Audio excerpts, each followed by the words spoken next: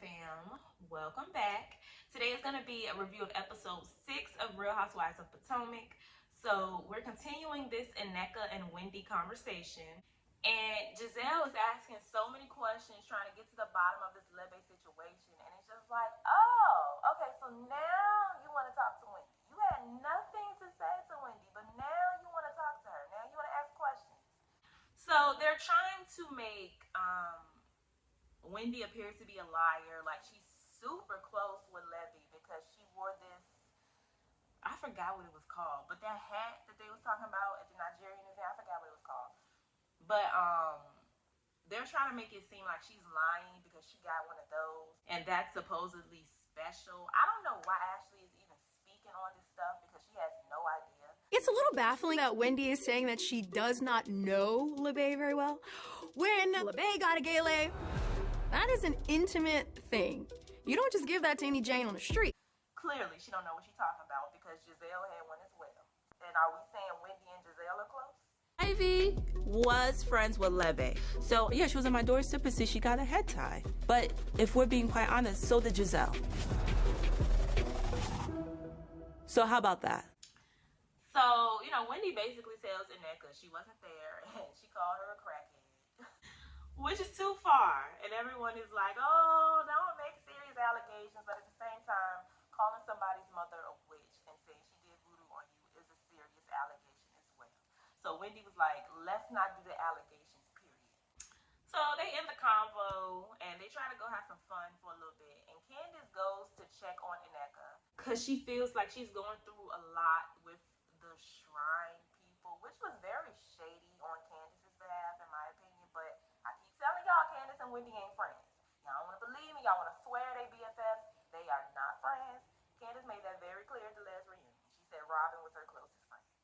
So Wendy sees her talking to Nneka, and she just politely pulls Candice to the side and said, hey, listen, if you want to talk to her, cool, but please leave my name out of it. Leave me out of this situation, please. Real quick, as far as me, yes, and her, yes, who's gonna talk about me? I'm acting as my friend. Okay, do your own thing. Whatever y'all discuss, just don't discuss me.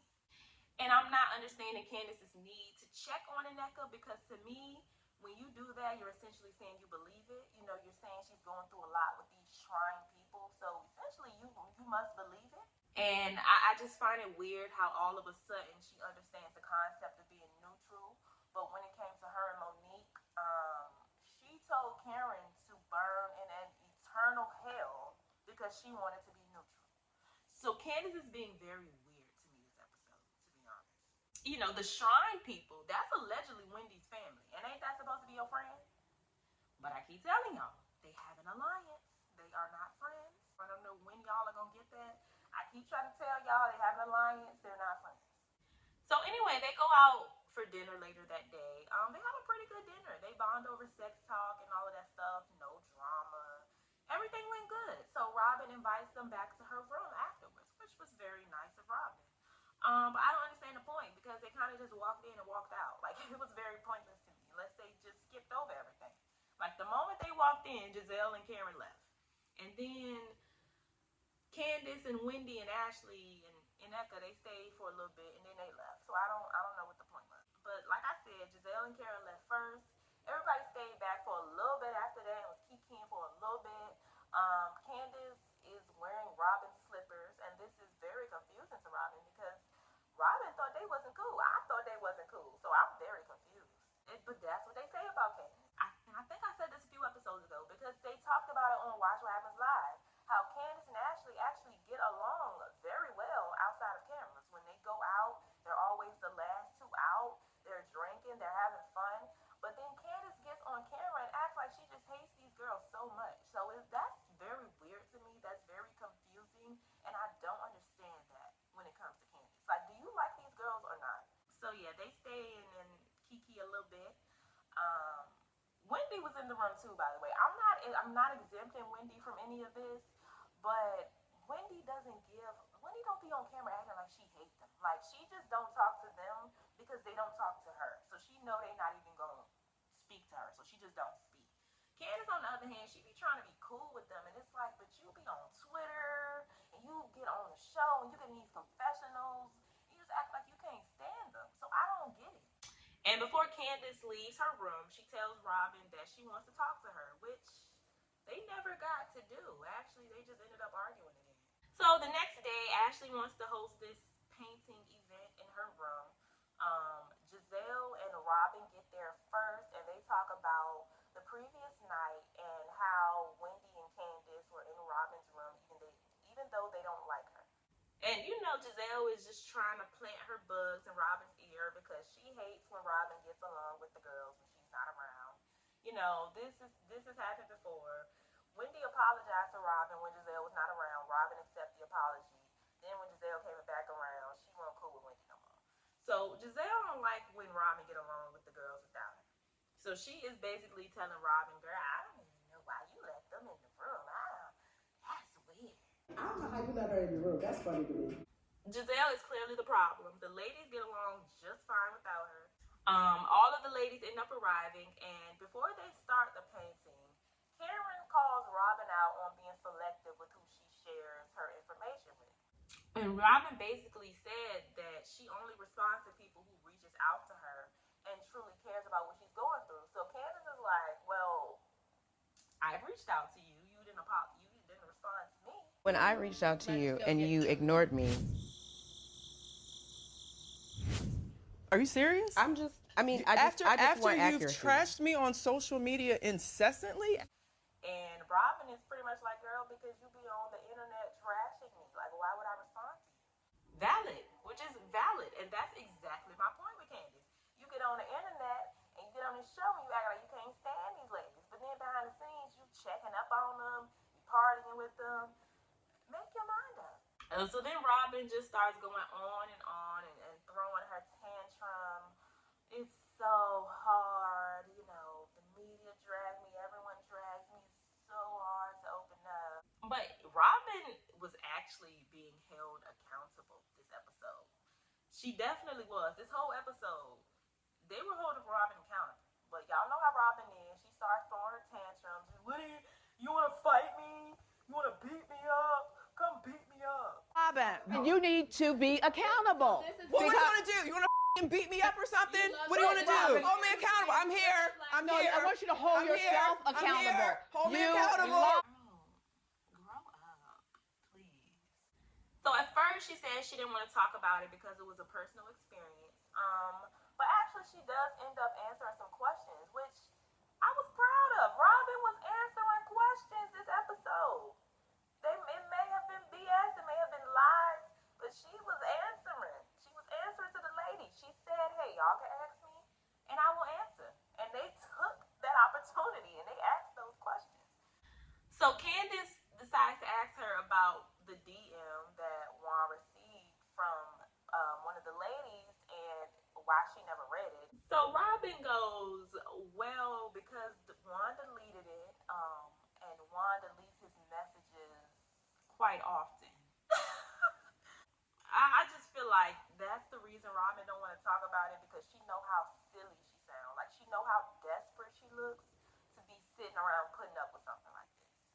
But honestly, I do low-key a little bit feel bad for Robyn, because the girls are yelling at her, Robyn, stand up, stand up. So then she goes home to Juan and she tries to stand up, and then Juan yell at her. So then she getting yelled at from all directions. Then she get on Twitter and they dragging her on social media.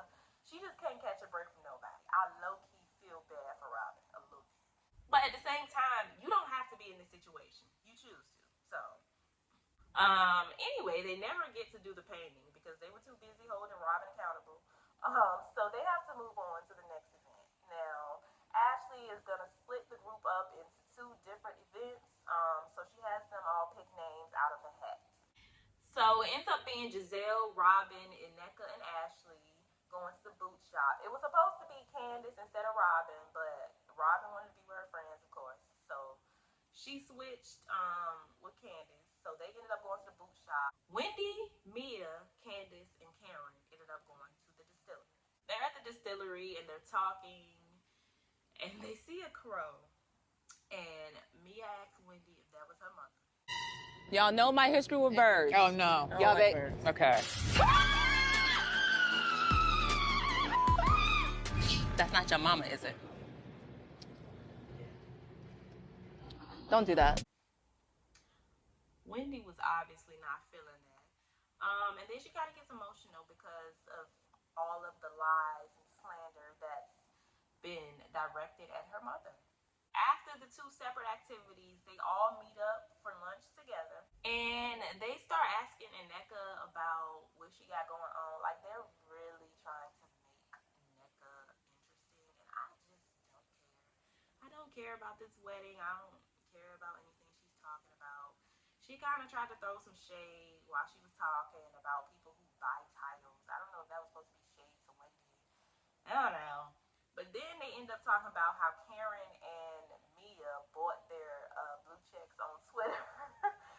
Mia never really answered it, I don't think. But Karen started trying to lie, acting like she didn't know. She was so shocked. She blaming Apple Pay. She blaming Twitter. Girl, you paid for that blue check. So I guess since Mia got called out about this blue check, now she want to be messy. So first she asked Ashley about the divorce and if she's still getting a divorce. According to Ashley, they are. And they're just trying to figure out the custody situation. Whatever, Ashley. Then Mia asked Candiace about the lawsuits.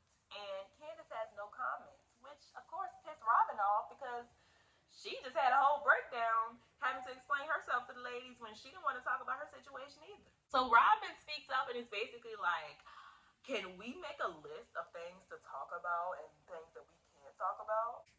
And Candiace is like, no, we can be dense another day. Not speaking about that. Can we get a list of like what we're supposed to talk about and what we're not supposed to talk about? No. Like, do you want to? Let's be dense another day. Excuse me? Being dense. I mean, obviously she can't speak on an ongoing lawsuit, but you should have just said that. You didn't have to call Robyn dense. Like, that was very unnecessary, Candiace. So they kind of get into it a little bit over that, of course, because you done called the girl dense. So Robyn feels some type of way about that, which then leads to a discussion about the legal matter, Robyn's legal matter, which is funny because Candiace literally just said she had no comment on her situation, but now we asking Robyn to speak about her situation, which Robyn did. Which I was, like I said, I was kind of a little bit proud of Robyn this episode. She was answering the questions. But it was like, Candiace, girl, you just didn't want to talk about your situation. And we see Robyn's answering, at least. She's sticking firm to Juan has done nothing wrong. And that may be a lie, but I'm just glad she's not throwing tantrums no more. You know, she is communicating like an adult now. But that left Candiace and Robyn in a bad space. And they were supposed to be talking things out. But Candiace just decided to back up and let Robyn cool off. So then they had to do some chicken-ish bingo. I don't know what Ashley has them doing on this trip. Like, she just doing anything. And Robyn, Mia, Wendy, and Candiace are in one car. Robyn and Candiace are sitting beside each other in the back seat. So Wendy tries to see if, if they can get along. Robyn is not interested. Maybe there could be a conversation. I'm not interested in a conversation at all. And Candiace just pretty much says how she felt like it wasn't smart for Robyn to speak on the lawsuit, which I don't feel like Robyn said anything damaging. I don't feel like she said anything wrong. She didn't go into detail. She just gave a pretty general statement that he's innocent. Nothing wrong with saying that. And Robyn has yet another breakdown. Lord. Robyn is just going through it on this trip, y'all. Is this the same trip where she gonna end up sitting on a curb crying? You turn around and put on a Title IX violation. Like, you know what y'all are talking about. Well, you don't talk to us. Don't please stop. Robyn, don't cry. It's Robyn, don't cry. You turned me into a villain. I didn't do none of y'all. I wonder if this is the same trip. But yeah, Robyn is really going through it this episode.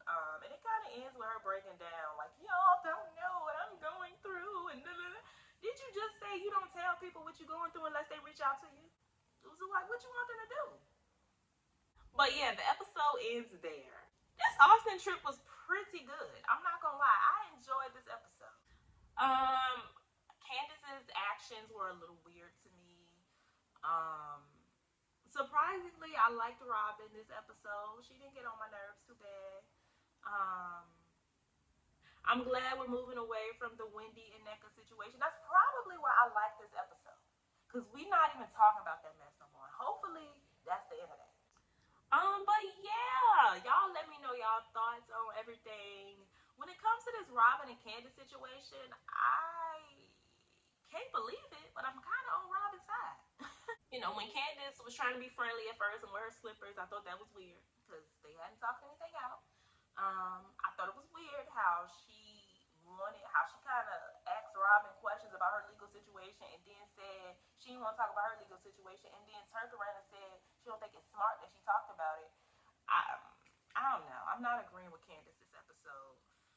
So yeah, and then the whole Nneka situation was weird. How you talking about she going through it with the Shrine people, which is essentially Wendy's family, which is supposed to be your friend, and you playing a neutral party when you didn't like nobody being neutral when it came to you and Monique. So I don't know. Candiace was being kind of hypocritical to me this episode. That's just my opinion. Y'all let me know what y'all thought about everything in the comments down below. Stay happy, healthy, and all of that good stuff, and I will see y'all in my